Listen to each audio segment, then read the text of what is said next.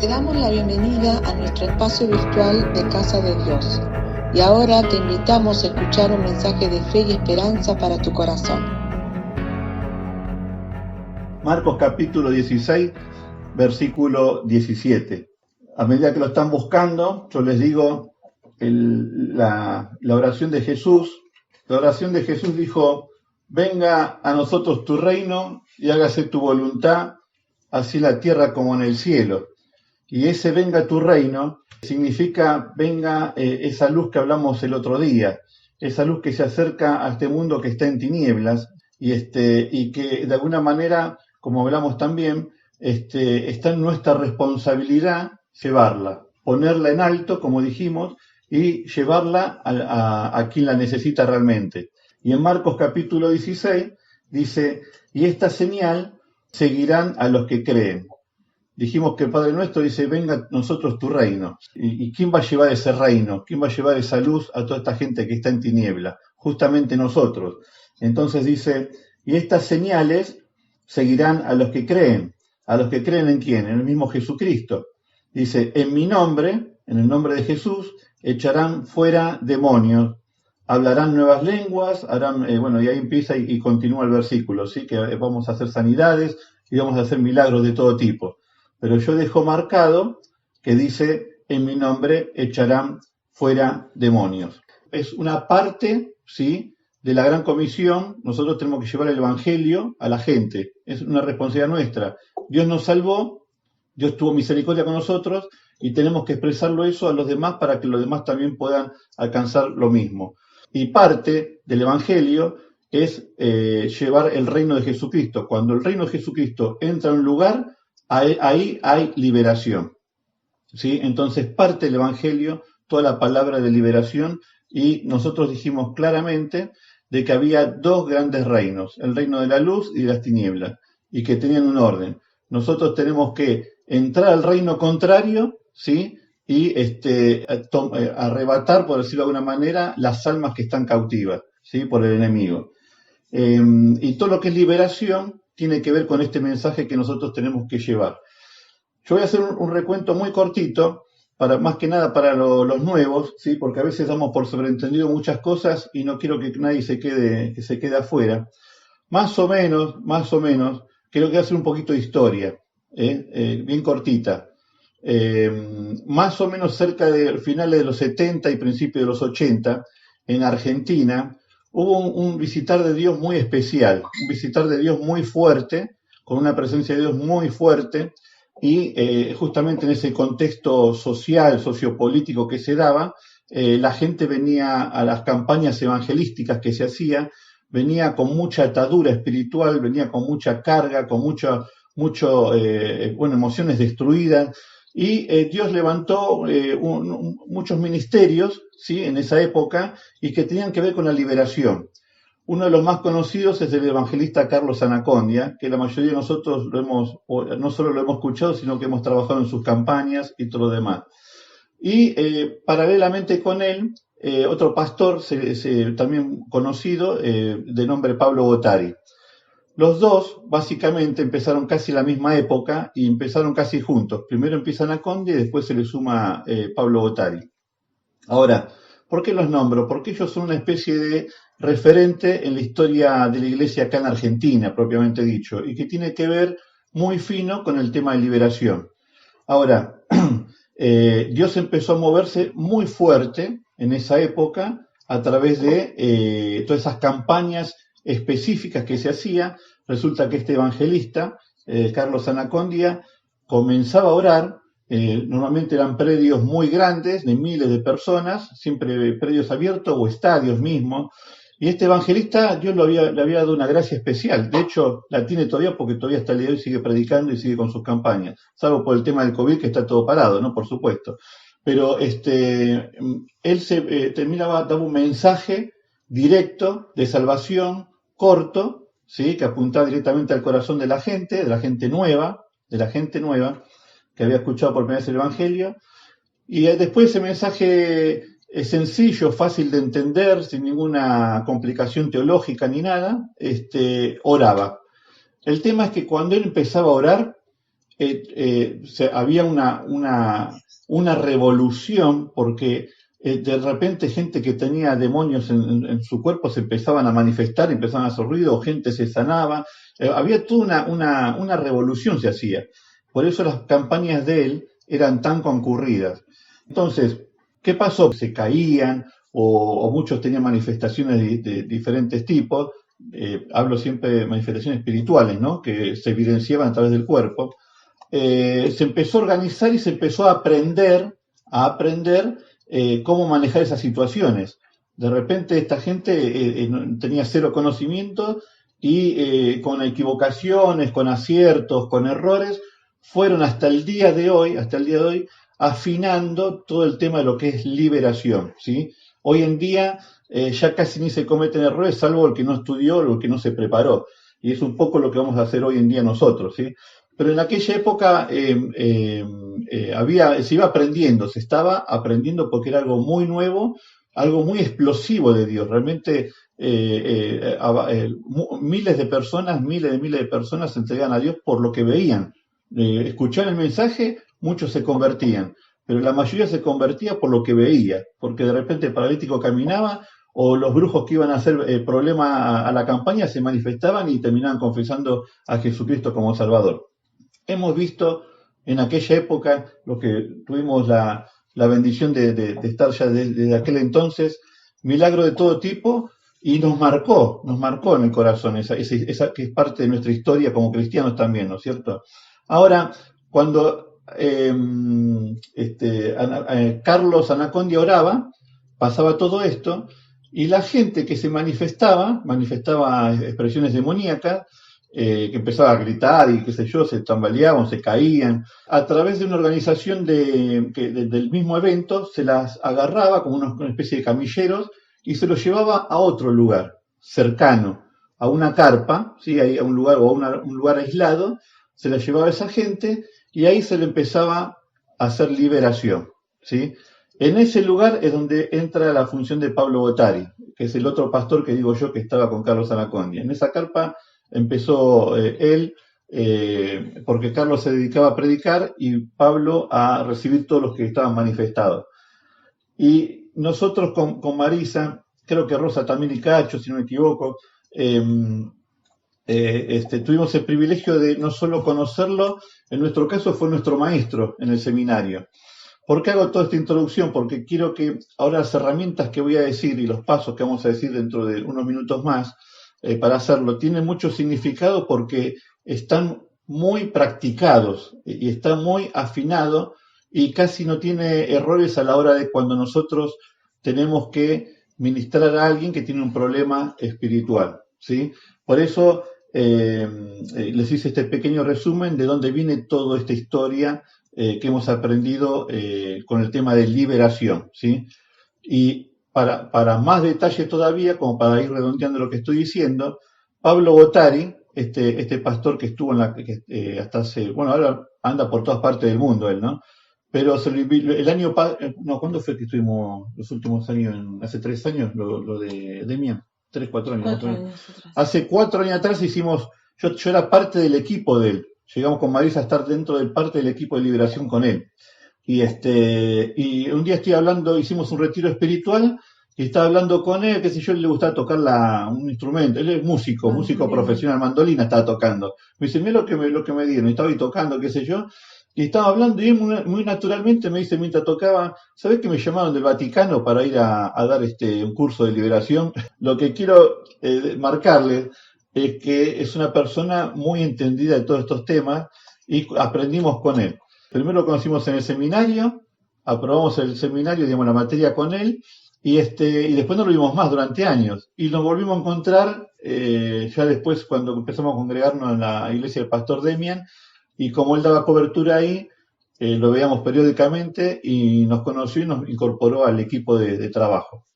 Entonces nosotros en esta área damos muchas gracias a Dios porque nos bendijo, por lo menos en conocimiento y en experiencia, nos enriqueció muchísimo, ¿sí? Y eso es lo que esta noche quiero transmitirles a ustedes, ¿sí?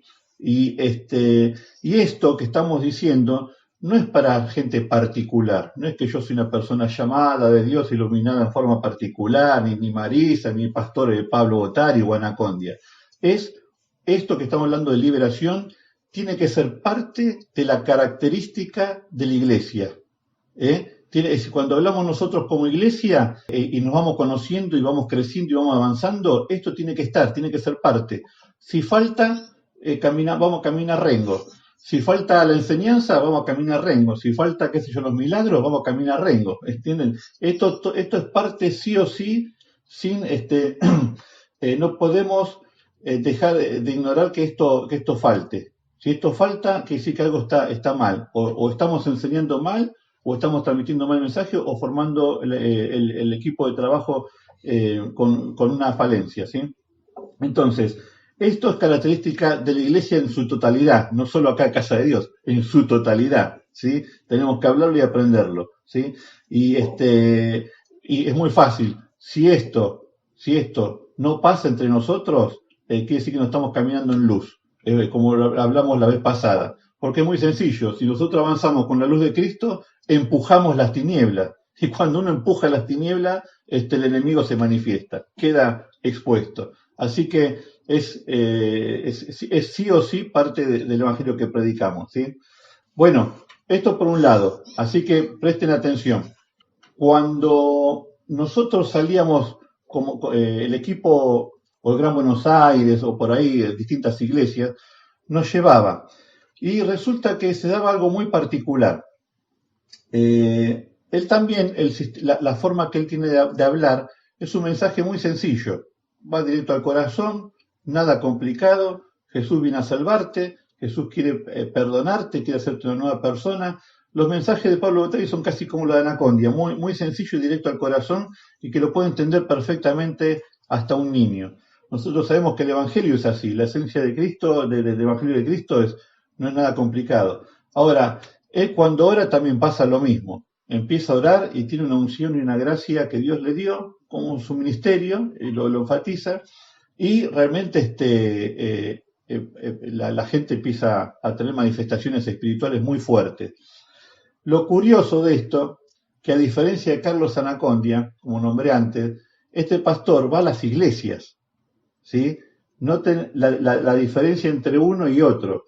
Uno hace las campañas abiertas a la gente que no escuchó el Evangelio, supuestamente nunca escuchó, y va a escuchar por primera vez, o está muy desesperada y va. Pero el que trabajaba con nosotros, el que nosotros pertenecíamos a su equipo, iba a las iglesias, oraba, y de repente los cristianos le pasaba eso. Que se caían, que empezaban a llorar, que tenían manifestaciones espirituales muy fuertes, y acá viene la gran pregunta: ¿cómo cristianos, cómo en un ambiente donde, es más, de hecho, fíjense en un dato más curioso, el último tiempo notábamos que cuando un pastor quería saber cómo estaba su iglesia, en qué estado estaba, si estaba bien o mal, lo mandaban a llamar a él, cosa que cuando ministraba, si se manifestaba, entonces decían, bueno, andamos mal. Entonces cuando él iba, predicaba y oraba y no pasaba nada, los pastores decían, bueno, vamos bien, se ve que vamos fenómeno, como que le sacaban 1000 kilos de encima. Ahora, el asombro de ellos era cuando había hermanos, inclusive hermanos que estaban trabajando, que estaban metidos en la obra. Entonces, la gran pregunta de esta noche es, por un lado, ¿por qué puede pasar algo así? ¿Cómo es? Porque es más, a mí lo primero que uno cuando te trae la persona para ministrar, yo lo primero que hago es, una de las cosas que se hace, una de las primeras cosas es preguntar si es cristiano, ¿sí? Y yo les puedo asegurar que el 100% dentro de una iglesia, cuando viene y lo sentás, te dice, sí, yo soy cristiano, te dice. Y digo, sí, vamos a romper todos los libros y empecemos de nuevo, porque algo está fallando. ¿Cómo es este tema? Entonces, para tener una respuesta de esto, los invito a buscar Juan capítulo 8. Tenemos que resolver por qué hay cristianos, pongámoslo entre comillas la palabra cristiano, ¿sí? ¿Por qué hay cristianos que todavía no han conocido la libertad de Cristo? Es obvio que la gente del mundo, el que no quiere saber nada, sí, no la conoció, pero aquel que aceptó a Jesús una vez y fue a la iglesia y escuchó la palabra, todo, ¿por qué todavía puede ser que no sea libre? ¿Por qué puede pasar? En Juan capítulo 8, versículo 31 dijo entonces Jesús a los judíos que habían creído en él. ¿Sí? Vamos a enfatizar y vamos a parafrasearlo. Entonces Jesús dijo a todos aquellos que habían creído en él. ¿Sí? Dice, si vosotros permanecéis en mi palabra, seréis verdaderamente mis discípulos y conocerán la verdad y la verdad os hará libre. Remarquemos, si es posible, y los que pueden en la Biblia, donde dice, si vosotros permanecéis en mi palabra. Nosotros hablamos la vez pasada sobre la luz de Jesucristo, que nosotros podíamos tomar de dos maneras, que la luz puede ser el mismo evangelio, la misma palabra de Dios, ¿sí?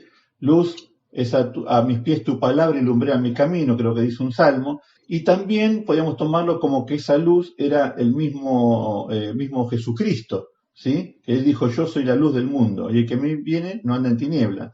Y Jesús también dijo, yo soy el verbo. Entonces, si la conclusión es, si nosotros queremos andar en luz y queremos permanecer en la palabra de Dios, no queda otra cosa que tenemos que vivir la palabra, y Jesús tiene que reinar en nuestro corazón. De esa manera es imposible que tengamos algún tipo de enfermedad espiritual, vamos a decirlo así, de enfermedad espiritual, o de ataque del enemigo, o llámenlo como quieran. Es realmente imposible que pase otra cosa, si Jesucristo es el centro de nuestra vida. Te podrán decir, te voy a hacer tal mal, te voy a hacer aquello, te voy a hacer lo otro. Hermano, se enfrenta, el que te dice eso se está enfrentando con un gigante, que es Jesucristo. y tiene este nombre, Rey de Reyes y Señor de Señores. Es imposible que pase lo contrario, ¿sí? Entonces, el punto es, si permanecen en mi palabra, porque hay muchos cristianos que aceptaron a Jesús como Salvador y dijeron, listo, ya está, ahora fueron un par de veces a la iglesia y después va pasando el tiempo y se van tomando las cosas livianas, y después algo que habían dejado de hacer lo empiezan a practicar, total piden perdón y vuelven a retomarlo, y así. Entonces la cosa liviana, tomarse la cosa liviana, el mensaje de la palabra de Dios en forma liviana, es lo más peligroso que le puede pasar a un cristiano, porque justamente la palabra de Dios dice, por cuanto no eres ni frío ni caliente, eres tibio, te vomitaré de mi boca, dice. No era ni uno ni otro. Hermano, a veces preferir andarte al mundo de lleno y punto. Pero ¿para qué vas a estar luchando? Es la peor carga que uno puede llevar, simular ser cristiano. No se puede simular ser cristiano. No se puede ser, porque es una carga terrible, porque si uno hace las prácticas viejas, las prácticas del pasado, las que te atan realmente, y después quiere acercarse a la luz, acercarse a la luz es algo terrible. No te podés ni acercar a la luz, no podés ni siquiera acercarte a Dios. Dios no puede escucharnos a través del pecado, si el pecado está en el medio. Por eso necesitamos a Jesucristo, el que nos limpia, como dice la Biblia, el que nos limpia de todo pecado, ¿sí? Bueno, entonces ese era el punto por el cual encontramos que los cristianos de repente necesitaban liberación, porque pasaban los años, pasaba el tiempo y empezaron a tomarse las cosas más livianas. Lo que era serio en un momento, de repente dijeron, bueno, no pasa nada, una vez, dos veces, tres veces, y el enemigo los terminaba tomando el control de la vida, y cohabitaban con ellos, ¿sí? Habitaban juntamente los dos, como decíamos la otra vez, el hombre viejo y el hombre nuevo. Y no pueden habitar dos personas, eso crea un problema. Nadie puede tener dos personas adentro totalmente diferentes, ¿sí? Entonces, lo primero que se hacía era justamente preguntarles, y el asombro era que andaba todo en el orden de el 90% que eran cristianos, pero que estaban tibios o fríos por alguna causa. Bueno, vamos ahora a meternos de lleno en lo que es liberación, ¿sí? Para la liberación tenemos que tener en cuenta lo siguiente. Busquemos Efesios capítulo 6, versículo 10. Primero tenemos que entender, ¿sí? Antes de saber los puntos que vamos a hacer para hacer liberación, tenemos que entender y entender quién es nuestro enemigo, ¿sí? Entender qué es lo que se mueve detrás en el mundo invisible. Acá en Efesios, el libro de Efesios es muy bueno para todo lo que es liberación. Habla mucho del mundo espiritual y habla mucho del orden de las cosas espirituales y de cómo trabaja el enemigo por detrás. Entonces, Efesios capítulo 6, versículo 10 dice: por lo demás, hermanos míos, fortaleceos en el Señor. Fortaleceos, dice, por lo demás, hermanos míos, fortaleceos en el Señor, ¿sí? Acá la fortaleza viene a ser un poco lo que hablábamos recién. Tenemos que permanentemente estar comprometidos con Dios, fortaleciéndonos en Él. Nuestras debilidades tienen que estar fortalecidas en el Señor mismo. Dice, y en el poder de sus fuerzas, vestidos de toda la armadura de Dios, para que podáis estar firmes contra las acechanzas del diablo. El enemigo está siempre acechando, no descansa, ¿sí? Pero nosotros tenemos que estar fortalecidos y permanecer en las fuerzas del Señor. En el versículo 12 dice, porque no tenemos lucha contra sangre y carne, sino contra los principados, contra potestades, contra los gobernadores de las tinieblas de este siglo, contra huestes espirituales de maldad en las regiones celestes, ¿sí? Este es un versículo de lo más clásico dentro del ambiente evangélico, lo hemos leído miles de veces, y porque realmente nos recuerda que nuestra lucha no es contra la persona que vemos, ¿sí? Contra la persona que está atada, que tiene el problema espiritual, sino contra lo que está detrás, contra lo que no vemos. Y encima lo que está detrás son espíritus no solo que se mueven en grupo, sino que aparte tienen un orden. Entonces, yo les voy a leer el mismo versículo, pero en la nueva traducción viviente, que dice así, sean fuertes en el Señor y en su poder. Pónganse toda la armadura de Dios para poder mantenerse firmes contra las estrategias del diablo. Pues no luchamos contra enemigos de carne y hueso, sino contra gobernadores malignos y autoridades del mundo invisible, contra fuerzas poderosas de este mundo tenebroso y contra espíritus malignos de los lugares celestiales. Por lo tanto, pónganse todas las piezas de la armadura de Dios para poder resistir al enemigo en el tiempo del mal. Así, después de la batalla, todavía sí seguirán de pie y firmes, ¿sí? Me gusta mucho esa versión por el lenguaje que utiliza y como que te amplía un poco más el concepto. Nosotros, a lo largo de este caminar precioso con Jesucristo, hemos tenido un montón de experiencias de este tipo, pero cuando uno empieza a afinar en el conocimiento de Dios y a ser cada vez más certero con los años, cada vez más certero, el enemigo lo empieza a molestar. La primer arma del enemigo, la mejor que tiene y la que suele usar siempre, es tratar de pasar desapercibido. Si usted vive una vida y nunca se enteró que existió Satanás, para él es una victoria, ¿sí? Porque si se escondió, nunca hubo evidencia de que el enemigo estaba haciendo todo el trabajo por detrás, realmente para él es una gran victoria. Ahora, cuando uno decide empezar las cosas bien y empezar a acercarse a Dios, y uno al principio le va errando y va aprendiendo el Evangelio, y esto te dicen esto sí, esto no, pero después se va afinando, cuando se va afinando con el caminar, y nuestra vida va entrando cada vez en una mayor luz, les puedo asegurar que llega un momento que en cualquier lugar donde vas, esa luz no la puedes ocultar, te traspasa y empieza a afectar a la gente que está alrededor tuyo. Y va a pasar que hay gente que tiene problemas espirituales muy fuertes y que te va a rechazar, no pueden estar al lado tuyo. A nosotros nos ha pasado un montón de veces. Una pena que justo no está mamá, porque le iba a preguntar justo el nombre de una vez que nos pasó, que fui a la iglesia, en la iglesia estaban haciendo una comida y estaba mamá y había 5 mujeres más, ¿sí? Como yo vivía en la iglesia arriba, yo tenía mi casa arriba en la iglesia, bajé, no me acuerdo decir qué cosa que les tenía que decir a mamá, y mi mamá estaba con 4 o 5 mujeres, ¿sí? Que eran nuevitas. Y yo me acerco a una, y pero no le iba a hablar a ella, no, yo me iba a sentar ahí, estaba esperando que terminara mi mamá de hablar después le iba a decir. Cuando me siento, me aproximé cerca de 1 metro y la mujer me mira, parecía, bueno, tenía ojos celestes muy, muy saltones, me mira y me maldijo en lengua. Habló el mismo demonio que tenía dentro de la mujer. No aguantó que yo me acercara. Fue tremendo. Me miró así y me dijo una cosa diabólica, me dijo, ¿no? En lenguas diabólicas.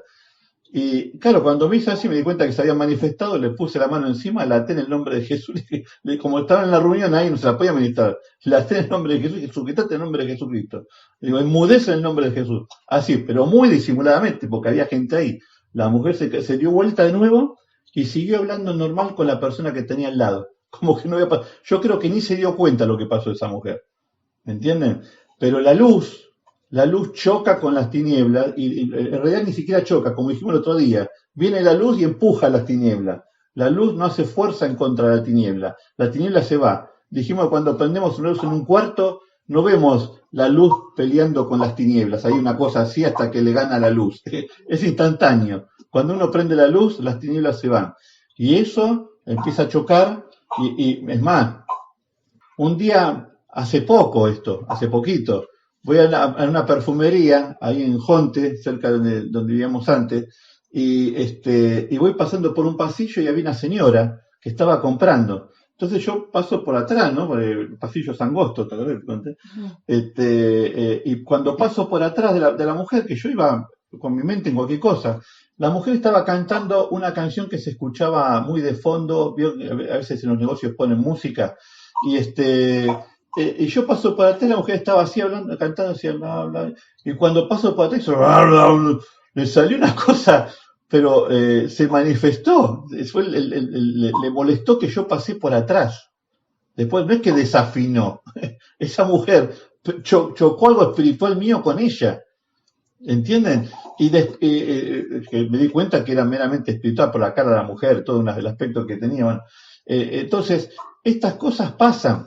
Este mundo espiritual uno no anda contando permanentemente si no te toman de loco. Esto hay que saber muy bien a quién se lo dicen, a quién decirlo y en qué momento decirlo, porque si no pero les puedo asegurar que cuando uno va afinando en esa luz, y empieza a amar la luz, empieza genuinamente, empieza a descubrir que esto es más que hermoso, la santidad de Dios más que hermosa, y uno se impregna de eso. Entonces, afuera, después uno no es que anda así como un cazador de demonios y de diablos, viendo a ver si a él le pasa algo. Uno va con la vida normal. Pero si prestas atención, vas a ver que estas cosas pasan y casi de continuo, porque el mundo espiritual es más real que el mundo que vivimos, ¿sí?